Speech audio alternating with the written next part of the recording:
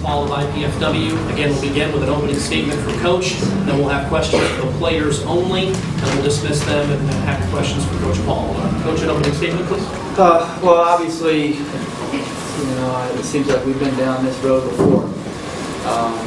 3 straight years with South Dakota State ending our season. It's a good basketball team. I think I'm speaking the obvious there. They're a good basketball team. They do a great job, and they're well coached and they're well disciplined, and they've got really good players. I didn't feel like we probably played as well as we could, but we played hard. We played hard. We laid it all on the line for 40 minutes, and we came up a little short. But we'll learn from it. I know I only have one senior here, and I wish Steph could have gone out the way I wanted her to go out, but she's made our program what it is. And we'll build upon it with Amanda coming back next year, and we'll be ready to make another run next season. All right, again, questions for just the players.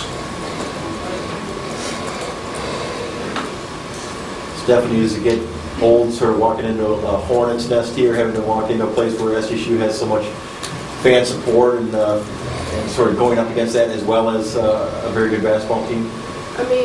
We've gone through it, for like the past 3 years, like you said, but to me it's a great experience being able to play in front of all these fans and stuff like that. But overall, it's amazing for them to pull this many fans and this much support. If every school could do that, it would be amazing. But I don't look at it as a negative thing. I just look at it as a great opportunity. Amanda, you guys got off to a pretty good start. They were a little slow, and then they bring in their second unit though. They're a very deep team. Does that? Just your thoughts on that? Does their depth really kind of put them over the top? It seems like some teams can match them 5 and 5, but when they get down to 10 and 12, they kind of match. We did have a really good start, and unfortunately, we didn't take advantage of it like we could have. If we could have hit some shots early, it definitely would have helped us out some. And they have a very good bench, but so do we. And I thought we matched that evenly. They just hit a few more shots than we were able to in the first half. In the second half, it was pretty even. We just got ourselves in a hole too early, and it's hard to come back from that in this atmosphere. Any other questions for the players? Yeah, Amanda, you talked about the atmosphere a little bit. How big was South Dakota's fan support a factor for you trying to get back into the game? Like Steph said, we just look at it as a great opportunity. This is only my second time here. Last year it was a little bit of a shock, but this year I don't think it really affected us. I think it helped them get on, a little bit of momentum every time they hit a shot. But we were there for each other every time we hit a shot. I know our bench and the fans that we did have were cheering as loud as they could for us. So we knew there were people here to support us. Anything else? All right. Stephanie, Amanda, thank you. You're pretty good. Yeah.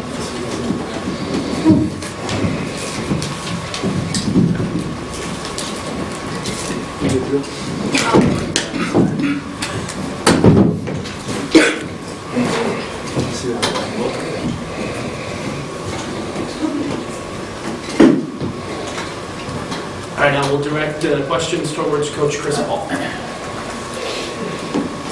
Same question for you, Coach. What are your thoughts on just the 38 points off their bench tonight? You guys have players who put up good numbers tonight, only 6 though. It seemed like that was a pretty big difference. Well, it was. We bring a little bit of firepower off the bench. We struggled making shots, and I don't really want to just focus on the bench there because early on, when we got a 4-point lead, 4-0, I thought our defense was pretty solid, but we missed some point blank, and it could have been maybe 6, 8, 10, who knows, right off from the start. But the thing about South Dakota State, you and I have talked about this for years, is everybody they bring off is very, very highly recruited and top-notch, and they probably do have the deepest bench in the Summit League. I agree with you. I'm not saying that was the reason we lost the game or they won the game, But when they go to the bench, they do have a tendency to either take it from here and keep it here, or from here to here, simply because of all the talent that Coach Johnson does have sitting over there. Coach, answer the obligatory crowd question. I mean, you bore the brunt of playing SDSU in this tournament. I mean, is it an unfair advantage to have for a team to have that crowd, or should it be more of a sort of neutral setting? Well, unfortunately, I get this question every year because I play them every year. So maybe one year that the bracket will come out and we won't be on the same side till Tuesday. No, I don't think it's an unfair advantage. You know, when we recruit our players, we tell them this is the reason you play Division I basketball, to have an opportunity to play in this type of environment. Yes, do they feed off of it? Sure they do. But we played against it last year, and it didn't affect us. And we went toe-to-toe and lost by 3. So it can be done. Is it an advantage? Maybe so, but it's not overwhelming. It's not that thing that just says, you know, the rest of the Summer League has no chance because South Dakota State plays here. I look at it as an opportunity that somebody, they haven't lost a game here yet. Somebody's going to knock them off at some point, whether it's this year or 2 years down, and it's going to be a really, really nice feeling when that happens. I was just hoping it would have been us today, that's all. Talk about the heart of your players, especially your senior. Excuse me, I'm sorry. Talk about how your players never gave up. Right. Your senior, she was out there fighting till the end. Your players never seem to get up, even when they were down there. No, our kids don't give up, and they won't give up. And you know, unfortunately, this was the type of year. I knew that, you know, we lost some really good players, and we lost a couple. We lost our senior backcourt, which was, you know, tough. So I knew we were going to be a little different basketball team this year. And then we battled some injuries, and we had a tough time getting in any type of continuity or rhythm. But this team is by far and away the closest team I've ever been around.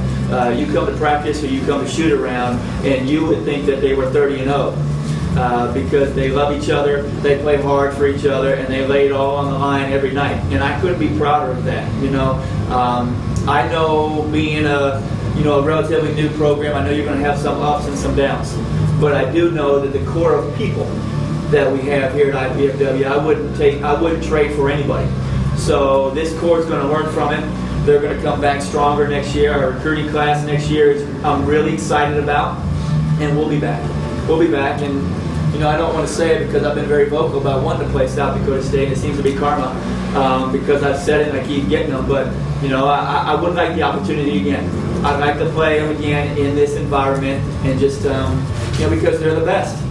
And until we, you know, let's just put it this way: they have what we want, and in order to get it, then we have to beat them. So we'll be back, and hopefully we'll get that chance again.